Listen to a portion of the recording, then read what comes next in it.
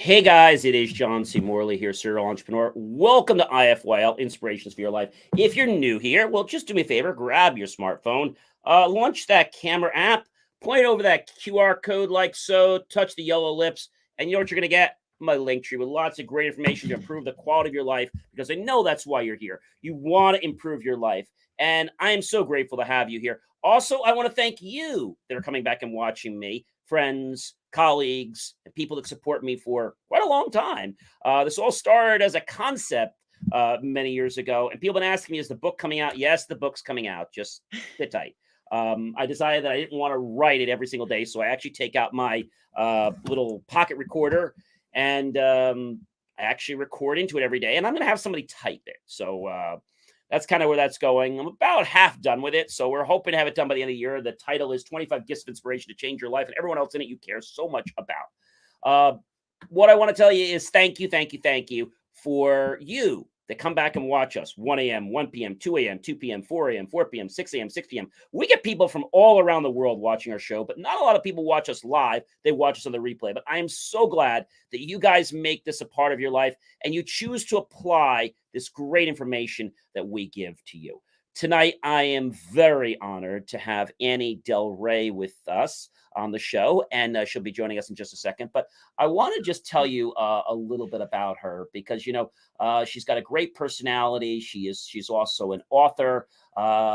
She is a nationally board certified health and wellness coach who has worked with hundreds of clients to help them achieve a life of confidence, wellness, and of course, yes, success.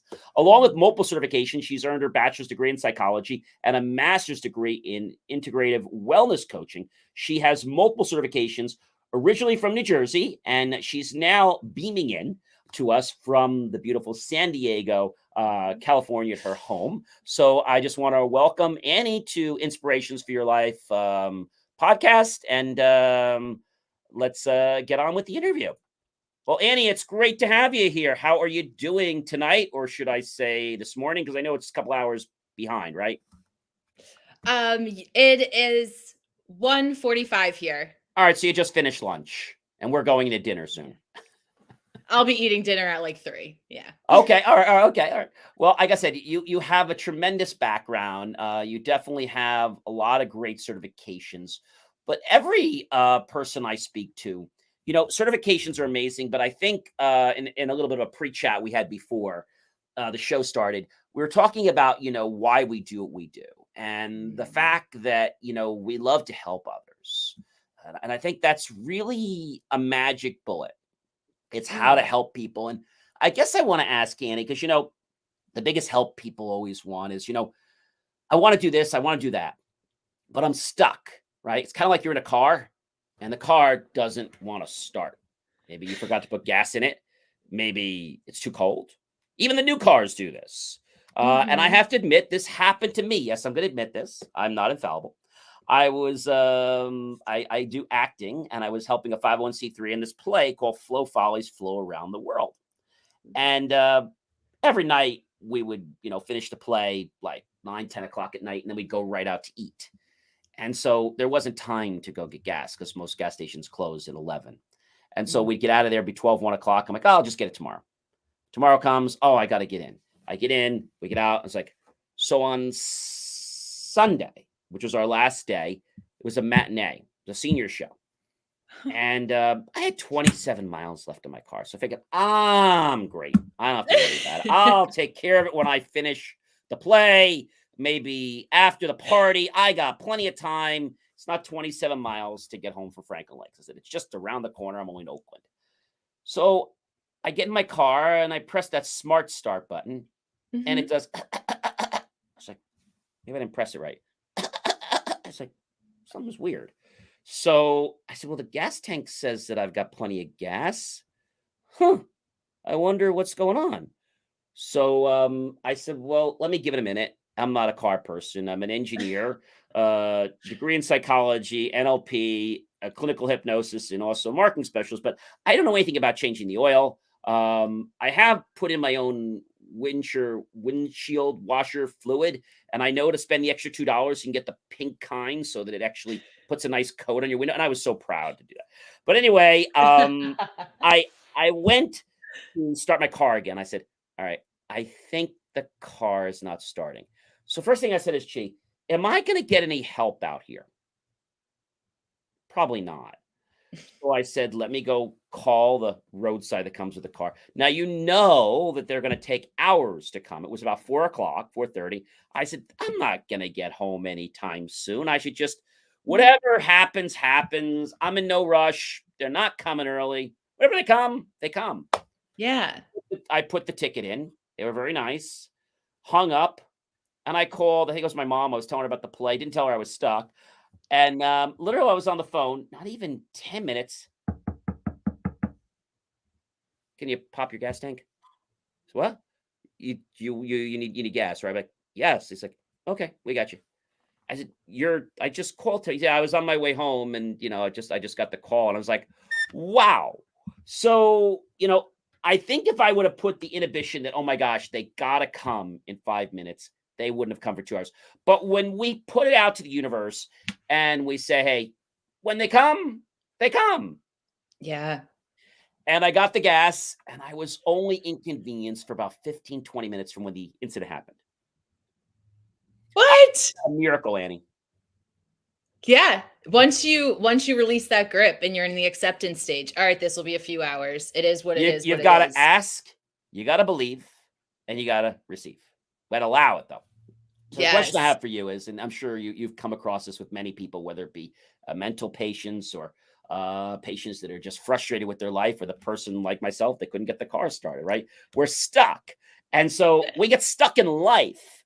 So, what advice do you have for people being in motivation role? So, how do you get people to achieve their goals? And what's Mhm. the advice? Whether because I've been talking to a lot of people lately, it could be about finances, it could be about relationships. What do you need to do to make that goal happen faster? So I'll let you tell us what you would do on that. Okay. So aside from the first step is asking for help and acknowledging that there's a goal that you want to achieve. And I know that sounds like duh, but you'd be surprised how many people even have trouble articulating their goal, let alone starting it.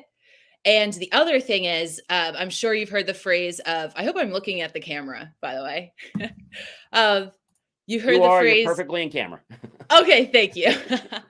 uh, the other idea is to stop waiting to get the energy. So I hear that a lot. Like, okay, I get home from work, I'm exhausted, I'm just waiting to get the energy to do this. But you don't get energy, you exert it. So the first step is action. Do an action. So I'll use your car as an example. The goal was to get gas and get on your way. And your action was call. That was your solution. It was to call. That was the first step to reach your goal. So the idea of you want to go to the gym and you can't afford a gym membership right now, put on your sneakers and walk around the neighborhood. Don't wait to get the energy while you're sitting on the couch because you won't find it because you're not supposed to find it, right? It's supposed to be something an action. I hope that makes sense. It makes a lot of sense. Okay, great. Great. Um and I forget the original question. Okay, so the question is, people are trying to get into a goal. All right, they're trying to achieve that goal. But Mhm. let's call it also not that this isn't a religious show, but I am Roman Catholic, and I'm grateful for that. And I want to just tell you, so I believe a lot in prayer. Some people say I'm crazy, but again, that's to each their own. So if you don't believe in God or Jesus, that's totally up to you. I don't hold that against you. I'm not here to judge. Mhm. But I would say that you probably believe in the universe. So let's talk about the universe. And Okay. so, how do we get the universe, let's just say, to give Mhm. us what we want? So maybe you're in a pickle and you need to get several $1,000s to pay your rent. What do you Mhm. tell somebody that's trying to achieve that goal? I mean, you tell them to believe, you tell them to get in the state, allow, but they're still a little nervous because there's only a couple days left and they got to pay that rent. Well, how do you get them to manifest that? How do you get them to be a little more easy? Because that could be a challenging thing. Yeah, totally. And the idea of not having confidence in yourself already. So you're starting from a lower vibration already. You don't feel good about yourself. You don't have money and you're probably feeling shame and potentially some guilt. So, something that I would suggest is looking for that inspiration of who do you know that's accomplished this? And it doesn't have to be a family or friend or even a coworker, even stories online of who do you know that accomplished this? And preferably mimic what they did. Where did they go? So, okay, did you ask your boss for a pay a pay advance, or did you go to family and friends? Did you think of moving, instead of having a 2 bedroom, to go into a 1 bedroom, or renting a room? Did you talk to your landlord about making payments, either an extension, which you may have to take a hit financially, but also, how are you even asking for this support? What type of solutions have you come up with? Because it's kind of like the idea of someone being nervous about their money so they don't check their bank account, or nervous about their weight so they don't check the scale. But either way, whether you're checking it or not, it is what it is, what it is. The number in your bank account is measurable. The number on the scale is measurable. So, the idea of I don't want to pretend that this is easy, but also look for the people who achieved it, because that will help build your confidence that this is achievable. I think when people hit these points, Mm, I believe we hit them so that we can grow bigger, so that we can get over that wall. mm, And I always believe that we're not given a challenge that we can't get out of. We have to yeah. be creative. Coming from clinical hypnosis and coming from the Silva method, we get our brain down. Everything is vibrations. You and I aren't really here. We're just vibrations of billions per second. And even the Mhm. water we drink is just energy. So if everything's energy, my philosophy is we have to create everything in the let's say non-physical world first in our head, and we have to Yes. feel it, and then we have to act as though we are that. Yes. Yeah, and I tell people all the time, if you're looking for the darkness, or you think there's darkness, I guarantee you will find it, and you'll find it everywhere. But if you look for the light, it's also there. It may not be easier to find or easier in the beginning, but it's up to you to look for that. If you think life is dark and the world is a terrible place and people are terrible, you're going to find a lot of confirmation in that. Well, this is like what like to use the example, Annie. Um, Regardless of what car you have, I'll just ask you, what color is your car? Black. Okay. So I asked you the question. I bet you probably believe there's a lot of black cars on the road, right? I see where you're going. Yes. Okay. Yes. So I drive a white car. Okay. I'm going to tell you there's a lot of white cars on the road. Well, are you right? Am I right? Well, we're both right, because our RAS, or reticular acting system, is actually focusing in on what we are putting our attention on. Our thoughts, basically, wherever our thoughts are going, energy is going to flow. So if we think about how that works, and the same thing with money, no money, if Mhm. we keep saying, hey, I need this, I need that, the universe is going to just keep saying, okay, I'm going to just keep giving you exactly what you ask for. I'm going to give you more need. But no, I want money. I get it. So I always tell people we have to be grateful, and we have to also um, be in alignment by being grateful for that we have, and then we'll be given more that we can be grateful for. But it happens because Yes. of what we're focusing on. So that's why I asked you about the car, because we ask a dozen people that question, we're going to get a dozen different answers, that they all have different color cars, because they're going Mhm. to focus on it. So the RAS is okay. You don't believe you have any money? Great. I'm going to show you don't have any money. You think you have a horrible life? Great. I'm going to show you. I'm going to keep showing you don't have you have a horrible life. You start to Yes. believe you have a great life. Okay, I guess I got to show you that you're having a good life, because one thing I've learned in psychology is that whatever we eventually change in our head, which are the programs, whatever we change in there, and we create that new state, it has to manifest on the outside world. I mean, it just has to. May not happen tomorrow, but whatever we Yeah. do up here has to manifest out here. And so our RAS is something that was really designed to keep us alive. It was never designed to help us make money or create relationships or success. It'll work for us in those things, but it doesn't because it's there to keep us safe. The idea of like where your attention goes, your attention grows. Exactly. Yes, the whole thing with the energy. Exactly. So Yeah. when you think about like where you had a lot of experience, I know you've worked a lot with confidence and mindfulness.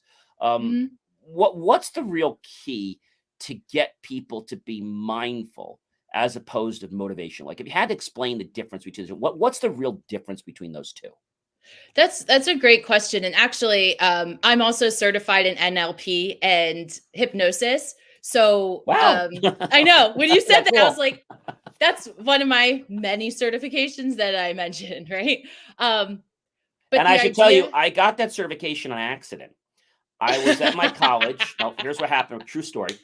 And I was on okay, program council, and our school was always a suitcase school. They'd go home for the weekend. And so they said, John, would you do me a favor? I was head of finance for our student government.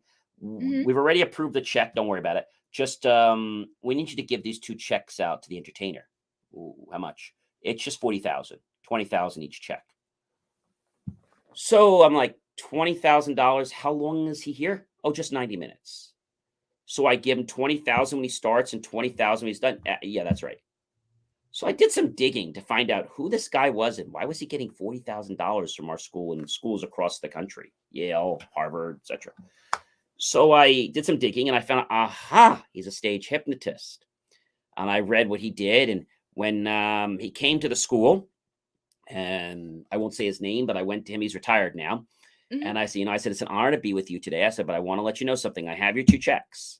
You're going to get your first check from me. Okay. But you agree that you're not going to embarrass me or anyone up to my left as part of administration. You understand? This check will bounce so high once you try to cash it if you do that. Oh, and don't even think about the second check because that second check you're never going to get. Oh, and if money doesn't bother you, because I know you probably have so much of it, well, I'm also going to call and make sure all the other 40 colleges that you have a tour on in the next few months, well, they're going to start canceling a few weeks before your event. Do I make myself clear? Crystal. Well, great. I hope you have a wonderful show. Sit back in the audience. kisses. I sat down the show. He embarrassed all the other people, not us. Got through. I said, I said, I thought it was an amazingly professional, entertaining show.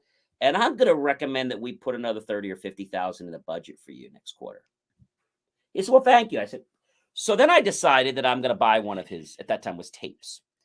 And then I Okay, got involved with the Silva method. At the time I bought the class, I had a coupon. I think it was 400. It was 600 and I got it for 400 or something like that. And so you could take the course as much as you want once you pay it. I can still take it today if I want, just a minor accommodation fee. But you don't cool. learn that course, just like psychology. You don't learn it by just being part of it once. It's not something you read and you get it. Totally. And Yeah. so I said, I need to learn neurolinguistic program. I need to learn language. But I said, how can I learn language if I don't understand psychology? So then I wanted to learn about hypnosis and how states were and how it worked. And so I did that, went to American Psychology Institute. And then I went back and got certified neurolinguistics, NLP. And it changed my life. But I share Yeah. this with you because that would have never happened if I never was going to be bequeathing over $40,000 to this guy. I would have never had an interest to actually do that. But now that I've said that, just tell us. So, what's the difference between Yeah. motivation and mindfulness? So I would say, well, just back to the NLP for a minute, is the difference between the conscious and the unconscious mind. So consciously, what's your motivator, but also unconsciously, what is your motivator? And and by being more clear on that, you can figure out like number one, is this really your goal? Like, are you motivated to do this because you want to be a better mother to your daughter? Or are you Mhm. motivated to do this because, let's say it's lose weight, right? I want to lose weight for my daughter because I want her to see that um, living 40 pounds overweight is a struggle and I want to be healthy and I want to see her kids. Or is the motivation that your own mother used to shame you about your weight, and you are in so much grief and trauma and sadness that that's your motivator for losing weight? But do you see, you're coming from two completely different spaces. And then the idea of understanding that motivator, okay, that unconscious motivator, you realize, number one, I'm holding on to this weight because I'm holding on to the emotional weight as well. But number two, okay, I am less obsessed with this number on the scale because that's what my mom used to always make me do, measure myself daily. Um, I'm actually more worried about feeling strong. What I really want to do is go on hikes with my daughter. That's what I want to do physically. So the idea of even exploring, why are you doing this? And is it conscious or unconscious, the reason behind this goal that you're doing? So being clear on what is your motivation. I think that's a really important point, is that people have to get clear on what they want. I know several Yeah. years ago, I went from 250 pounds down to 177. I'm still on the track down to 165. Now, I fired 7 trainers. I fired them. They were egotistical. They were, let's say, rude, inconsiderate. A lot of other words I have for them, and they always wanted me to buy their. They wanted me to buy their programs. And you're not going to learn any. You're never going to lose weight, John, unless you buy this supplement. Really. And you're not going to ever do anything until you get serious about it. Let me just tell you something. Coming to the gym every day is not going to get you to lose weight. I'm an engineer. It's just not going to do it. It's got to start in the kitchen. Yeah, but you need no. You Amen, brother. Amen. 80% what you eat, 20% what's your physical movement. Like that absolutely. So alone. I did something Mhm. several years ago. I got serious and I said, I got to do this now. About a year before that, I went and bought this device. It was called Lumen. At the time, it Yes. was $1,000. Now they're a little bit cheaper. And it was in my drawer for a long time. I said, I'm never going to use this thing. I tried it once. I said, I'm not going to bother with this. It's a lot of Well, work. You have to blow, blow, well, now I'm blow. very addicted. I will tell you Yes. that year, I'm going to say right after the holidays, or that January, I came back and I said, gee, I'm going to get serious with this. And I started logging in my Fitness Pal. I started doing breaths several times before the meal, after the meal. In fact, people said to me, John, I can't believe somebody like you would be vaping around people. I said, but I'm not vaping. So many people think I'm vaping because I'm inhaling. And one guy who said to me, can I give it a try? I said, it's just air. What do you mean, just air? I said, it's just air. Said, well, why do you do it? Well, it reads my O2. You're what? He said, you tripping? I said, no, I'm not tripping. Let me explain. So you inhale for 10 seconds, you hold it, and then you blow out when it tells you, not too hard. And you got to stay within the dotted area. So you got to keep it in the circle going in, not too much. And going out, you can't blow too strong. You have to blow just enough. And you have to Yes. consistently.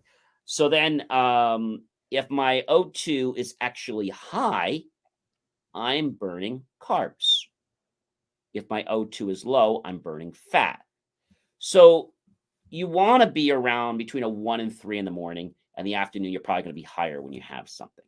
But it's just being cognizant of what you're doing and what you're eating. Yeah. I want to go eat that Cinnabon someday. I can have it. I know what the calories are for it, Yeah. and I budget for it. I also have cut down a lot of my bread. Like later on, I had a Japanese lunch thing, a Benihana. So tonight I might just have a half of pita with peanut butter and jelly and a cup of tea. And I tell people, if you feel like you want to eat food but you don't want to waste your calories, it's no problem. All you got to do is just take a tablespoon of peanut butter and shove it in your mouth with some It's my water. favorite snack. Oh my gosh. Isn't it Instant. great? It really does so amazing. It really does amazing. But what I didn't ask you is, Annie, Mhm. how did you get so interested in wanting to do self improvement and mental health, and like what inspired you to want to do that? Um, I think growing up in a dysfunctional family, and if you ask most people in mental health or people interested in mental health, they'd say something similar. And actually, if I were to go more specifically into that is, and this one's not trauma, but my sisters, they're 18 now, they're twins, and they were born when I was 12. And I was like, how can I make this world better for them? I'm obsessed. I've never felt stronger love for people. And how can I make this better? And okay, I can be my best self and a role model in order to do that. And the other side, and this is the sad side, is I had a brother. He was a year older than me. Suffered from addiction for about 15 years, and he actually overdosed and passed away in 2021 Oh, of this month. oh, And if you've ever loved someone who suffers from addiction or know someone, even a friend of a friend, it's very difficult. It is very difficult to love someone unconditionally. And just the idea of watching him suffer and how are other people suffering. And something like addiction is a great example of understanding the human psyche, because if you've noticed, it's in all races, it's in men and women, it's in all class of people. It doesn't matter your religion or who you voted for. So just that idea of we're all humans. We all have sadness, depression, happy, it doesn't affect shame. gender, relations, orientation. It doesn't affect anything. It's Mm, just kind of there. yeah. And I can relate a little bit to that. I didn't have a family member, but I was going to school and I served on our peer counselor line, which I figured was Ooh, going to be just some fun thing to do to get some credit when I started, not realizing how emotional it was going to be. yes. I helped several people believe that their life was important, yada, yada.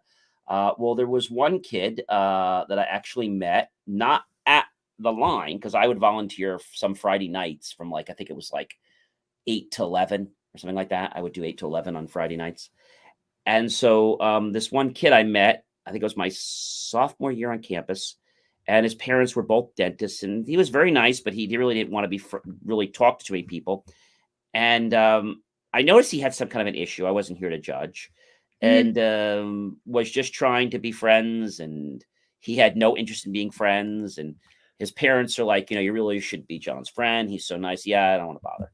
So I think it was maybe, I don't know, maybe it might have been the middle of that semester, something. He started befriending me, and so we talked a little bit, and then he had called the line a few times in the past. I didn't know because it's all confidential, but I had Mhm. kind of put one and one together. I never said anything, to him, and he said to me in the I told my volunteer at the line, and he said, "Well, that's great. You do that." He said that he goes, "There's a lot of losers over there. I guess you have to help." I said, "We help people all different ways." I said, they get caught up in the wrong thing."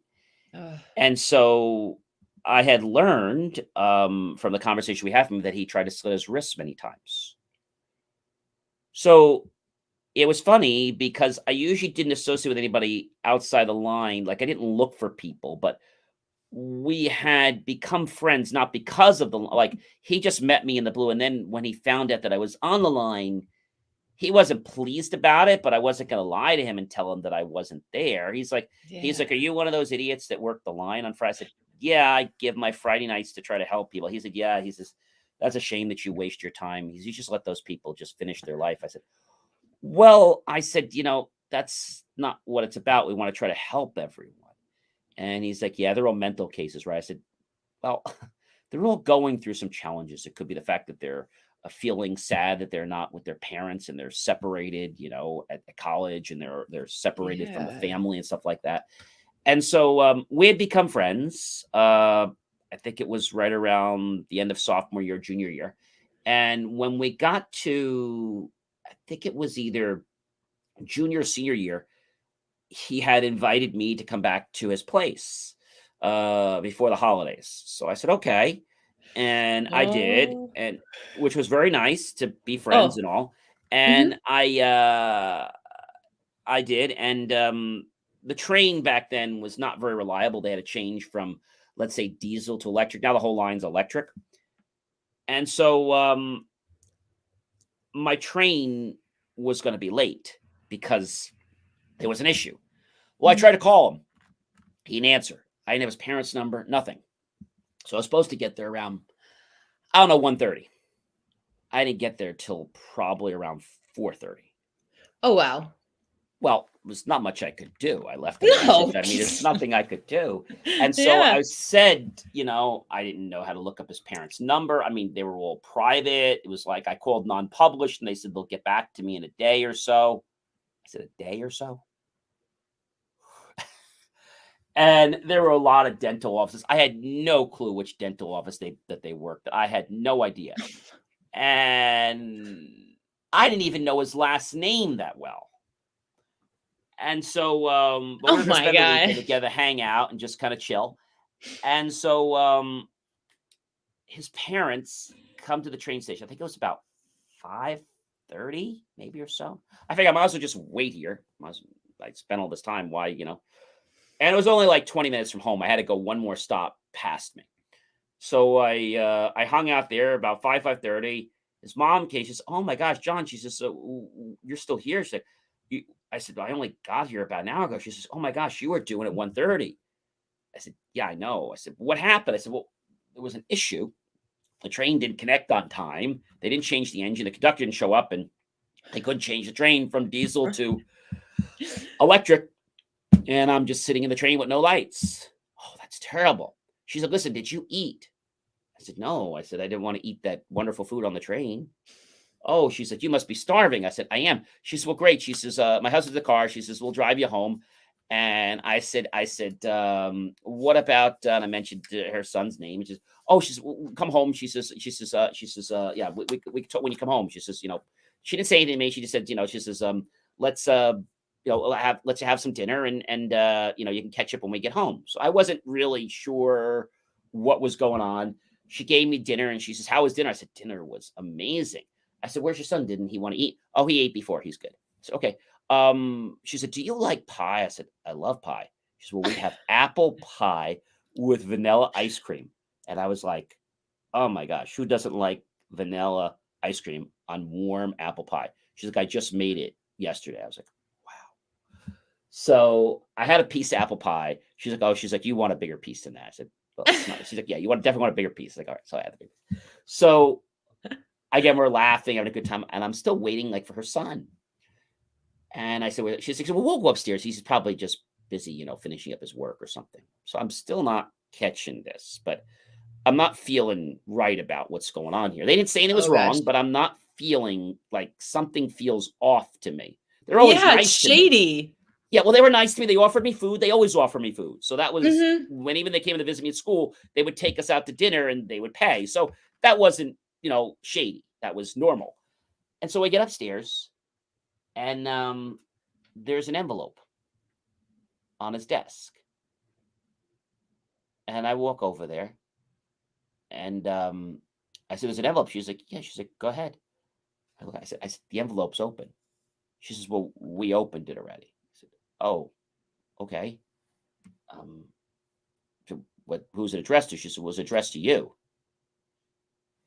So envelope's already open, and needless to say, I can't remember the exact verbiage, but I read the letter, and the caveat that he put in there basically was like, "I thought we were friends.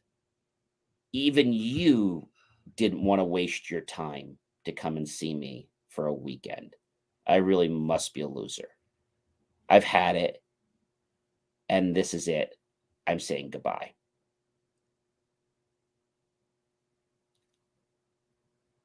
And I just sort of stood there for a moment.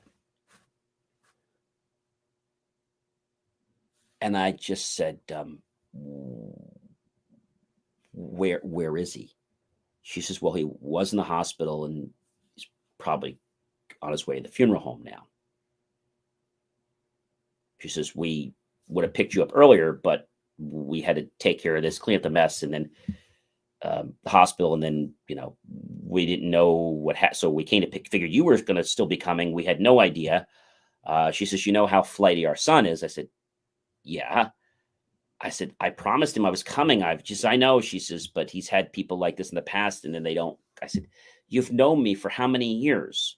"I know." She's like, "And we thought you were great for him, and there was nothing I could do." And they kept telling me, "It's not your fault. It's not your fault."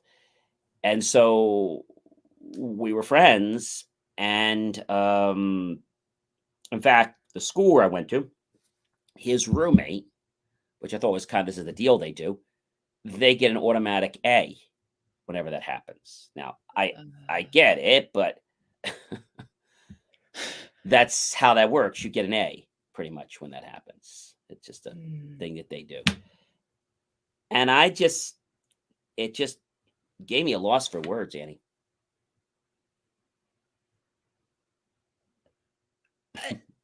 What I don't know how to say this because I don't think I'm articulating it right, but I feel like there's even a traumatic part about how the parents handled it before you got the news. Yeah, I know. I mean, and that's just the beginning, right? Everything else is very hard to process. Well, But they're very nice people, but they yeah. were very, like, how can I say, very regimented. Yeah, They it wanted to make sounds sure they like didn't that. tip him off or say the wrong thing to him. And I think, it doesn't matter what your economic level is, what money you have or your parents have or don't have. But I Yeah. do see this a lot with people that have more money. And I think it happens because they want attention. That they buy in the big gifts for Christmas and the holidays, but they're never around, and they just want attention. And he wasn't looking for attention. He had so many people that had put him down. I mean, he tried to kill himself 6 times.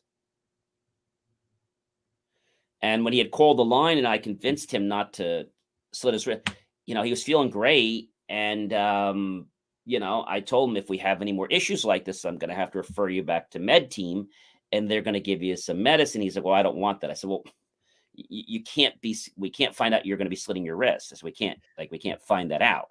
"All right, well, I Right. won't tell you." I said, well, then I said, "Well, you can't do that either. Like, you can't." "Well, if I Yeah. can't trust you," I said, "Well, it's not that you can't like, I'm here for your well-being." Mhm. And even though there's a confidentiality thing, there's still a thing that I have an allegiance to do what's right for you.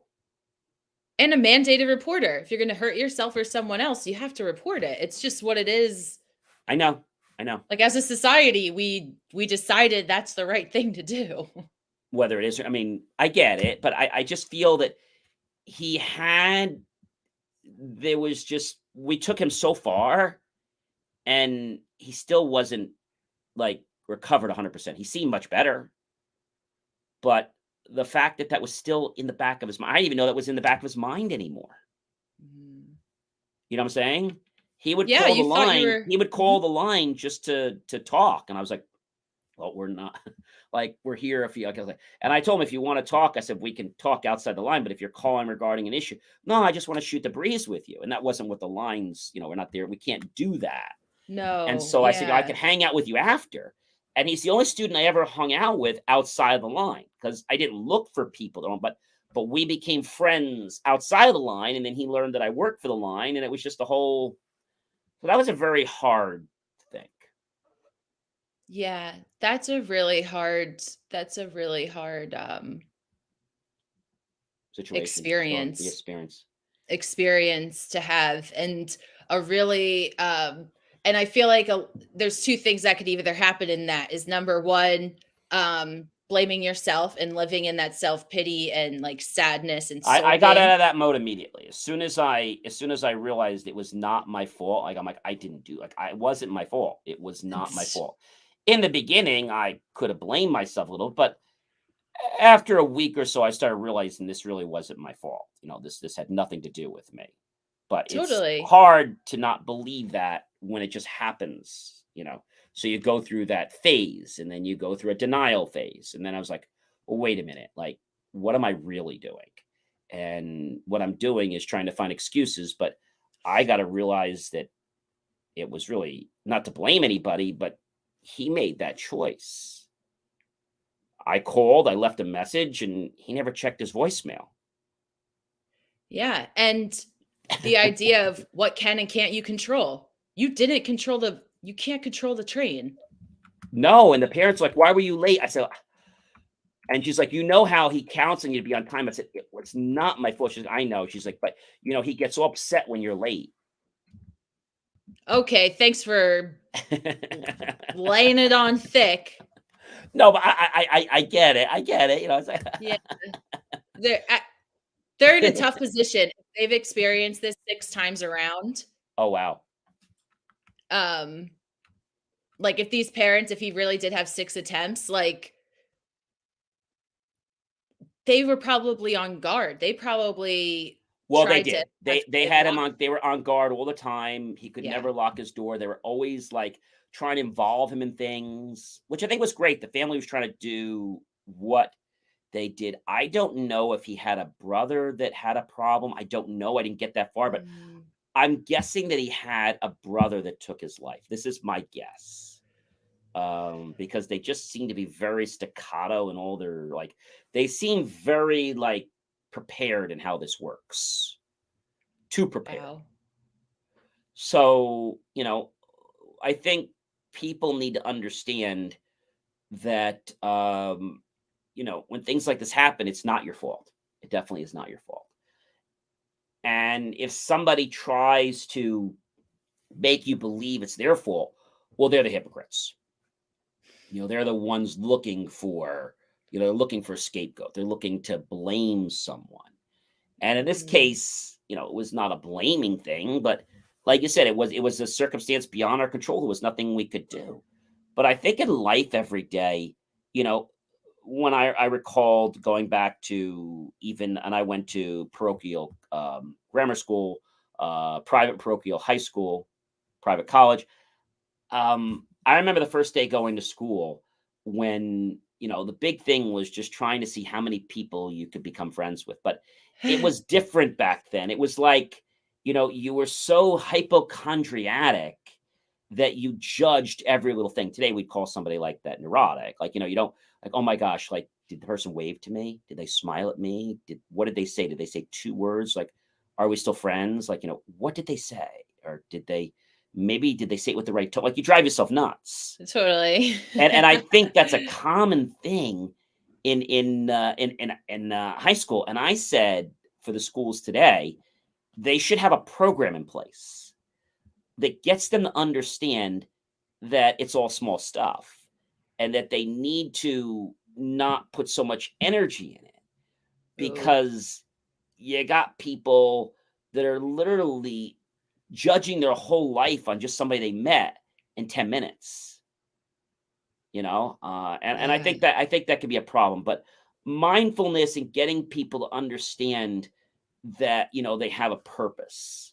And I guess what I would say, like in these situations, everyone has a purpose in life, but I don't think people find their purpose right away. What would you say people need to do to be able, and how they should find their own purpose? The first, and this is usually the first thing I do with clients, is identify your values. What do you value? Figure that out and then work from there. So if you value family, but you only spend 10 minutes in the morning with your kids before work, and then you're exhausted when you get home and you go to your room or you go to the shed or the man cave. I'm not saying only men do this, like the woman cave, whatever. uh, Well, they call their case something else. They don't call them. They call it something else. What they call. They don't call it man. They call it something else. a she shed. Okay. Okay. Okay. I I don't know.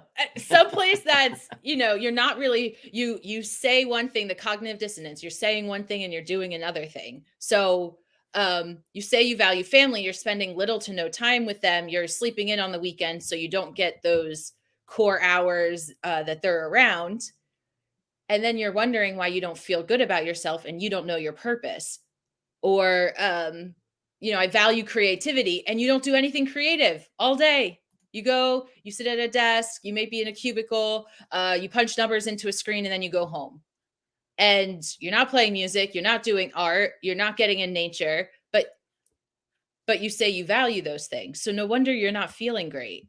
um And you don't know that your purpose is to teach an art class for children with disabilities, but because you haven't explored that, so that purpose hasn't been open to you yet because you haven't even, I guess, like taken the first step, what we were talking about before with action. You haven't been open to the possibility of it. Yeah, right. Or just the idea of like, I'm distracted. You're taking in all these distractions. They're not serving you, they're distracting you. So put your phone down and look around, right? Like, um, you're looking at other people for their purposes. You're looking at these people on social media, you see their purpose, but you're not identifying your own. So you're always comparing yourself to someone else's purpose. Like, stay in your lane. Don't worry about what other people are doing. I think that becomes a hard thing for a lot of people where I think it becomes a hard thing for a lot of people is that when they're in that lane, they just feel they've got to compare all the time. And Yeah. I think that's something society has taught when people are very young. It's not the greatest thing, but they taught, well, the Joneses have this, the Joneses have that. Well, then if I don't have that, then I guess if I want to be equal to the Joneses or better, then I've got to have that or better. Mhm. So I think that's something, and the poor Joneses, they're probably nice people. I don't even know them. Right? Right.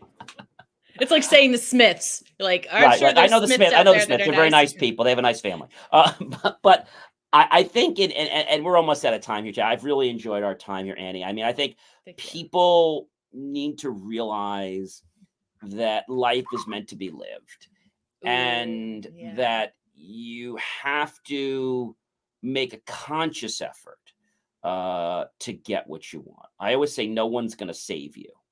And I don't mean that as at a pool or being a lifeguard or something like that or EMT.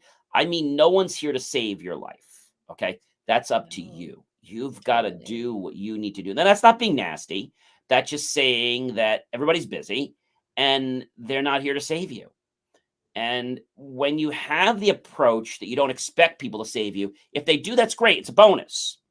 Right. But when people expect to be saved and they're not, they go away with this bad attitude.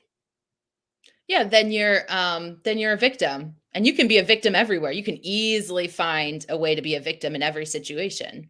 I have a phrase I use all the time, and I use this all the time. I say, no one, no one, no one, no one, no one, no one, no one has the right to make you feel inferior about yourself except for one person, you. Ew. Yes. Yeah. Another thing I say to people is you're the only person that will ever go to bed with you every night and wake up with you every morning.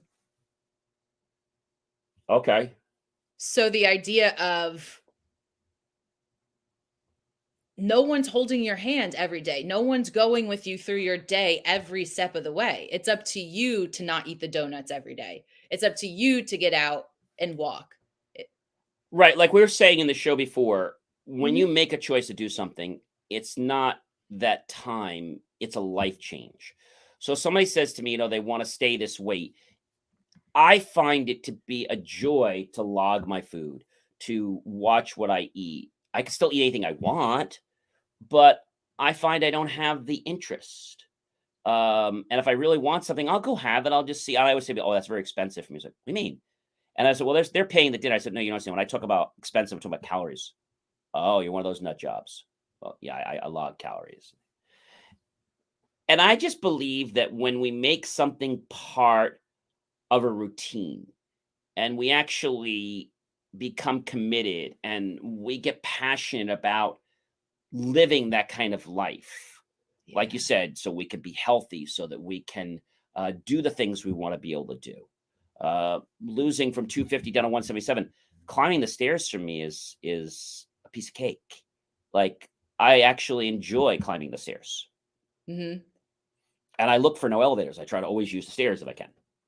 I'm like, "Where's the stairs?" "Oh, it's an elevator." "Well, I'd rather use the stairs." My morning starts out with 3 sets of 10 planks.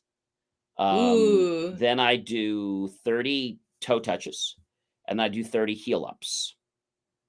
Now, not a lot, but it's Yeah. just something that I do every morning. Whew. I also start my morning off with my Neville Goddard 369 method. 3 things in the morning, 6 things in the afternoon, 9 things at night. The same 3 things. Okay. The Tesla 369 manifestation method. I believe that we have to just keep the energy around us. And people say to me, John, if I just close my eyes and I think for 24 hours, will I get it? Well, no. But you'll get inspired to take action that will make you further than where you are right now. One person said to me, I don't know if you remember the team, there was this great movie, brings tears to my eyes every time. It's called Facing the Giants by the Shiloh, was a parish. It's called Facing the Giants. And there was this one kid on the team, and he had never played football before. He played soccer. And the father, who was invalidic, he was in a wheelchair, and he goes, he wanted the team. He said, "Are you saying, son, that you are not? Are you saying that you don't want to be in the team, or are you saying that you're scared and you're afraid to try?" And so he goes out and Right. tries for the team, and when they go to kick the ball, he doesn't do so well the first time, but he keeps trying. And they made a very interesting point, and this guy later kicks the field goal that wins the game. So I think when we can change our perception, when we can change who we believe we are, we can actually become that person. I mean, he was a soccer player, not a basketball player. And this doesn't just happen in that. It can happen. They had an issue where they played in the movie. Her husband and the wife, they were trying to have a baby for a while and they couldn't, and it was his. They were putting it on him. Well, after they started not doing anything differently, just believing that they could, even though everybody said it was impossible, well, they Mhm. kind of rewrote, I believe, their biology by changing their thoughts. I believe our Yes. body is a morphing body that keeps changing. But where I was going with this is that Mhm. when we say we can do something, we can. And when we say we can't, we also are right, like Henry Ford said. But I think a lot Yeah. of people get stuck because they see what's here today. We're here today because of the thoughts we had yesterday. We'll be tomorrow in the day's future by the thoughts we had then. And I think people just think that, it's like a light switch. I'm going to turn the switch on, and it doesn't work that way. Thankfully, it doesn't, because if you said, oh, gee, I'd like to have a giraffe or a gorilla in my family room chair. You get home, there's no gorilla and there's no giraffe. Well, that's a good thing. But if I kept thinking about that, I probably would take steps to actually attract that gorilla and that giraffe into my home. And that's how I believe manifestation works. It's about getting you to see those subtleties that maybe were just not clear, or they were there, but they were just a little bit out of focus. And Mm. then we get inspired to take some actions. Yeah. Yeah, inspired for actions. Definitely. Right. But thinking without action is dead. The movie The Secret was a great movie, but if you think about you're just going to do everything with the mind stuff, you're not going to go anywhere. You can Yeah, get it's a very convenient excuse to not do anything. Well, I've been doing my affirmations daily, but what else? right. And I also believe that using the mind also puts us in a state. So when you're in front of that person, you might psychologically act differently, or your body might be differently. And so that's how things will work better when you're around that person, because you're going to change psychologically. And so that's Yeah. how you can picture, you're having a better relationship or whatever it is. But I tell people every day, if you're in a relationship or you're with a friend and they're doing something you don't want, you can say, hey, I'm not fond with that. And if they still keep doing it, you can say, look, if you keep doing that, I'm going to say one word to you, and that word is goodbye. And what I do is I leave, and I say, well, what happened? Well, that was goodbye. If you keep it up, it's permanently goodbye. That's just me leaving for now. If you change your ways, I'll be back. Otherwise, we've said goodbye forever. And I think people don't think that others should have that right. And I'm here to tell you that you do. Mm. If someone is not treating you in a manner that you feel is respective to you, then goodbye. I've lived before you and I'll live without you. You are not the Absolutely. reason I breathe. You shouldn't be the reason I breathe. We Right. should And, be and even couples, they are not, nobody completes another person, friends, partners, lovers. They enhance their lives. They don't complete their lives. They don't dictate the dogma. They Mm, should be interwoven that they work together, but I shouldn't be living X way because of you, or you living one way because of me. I shouldn't be getting you to change your whole life because of me.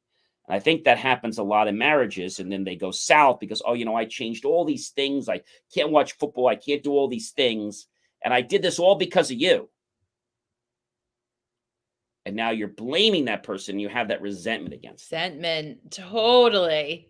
And then the And person screaming, I never asked you to. Well, it was ex- expected. Well, I don't know. It's like, oh my gosh, we're just.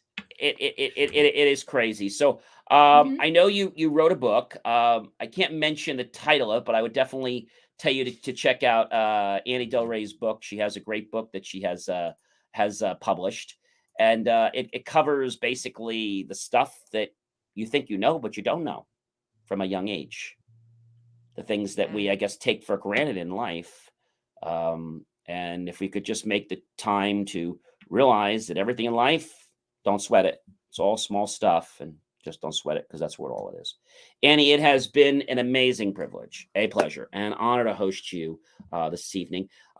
Is there anything you'd like to tell my listeners, viewers here about how to reach you, or anything you'd like to share with them?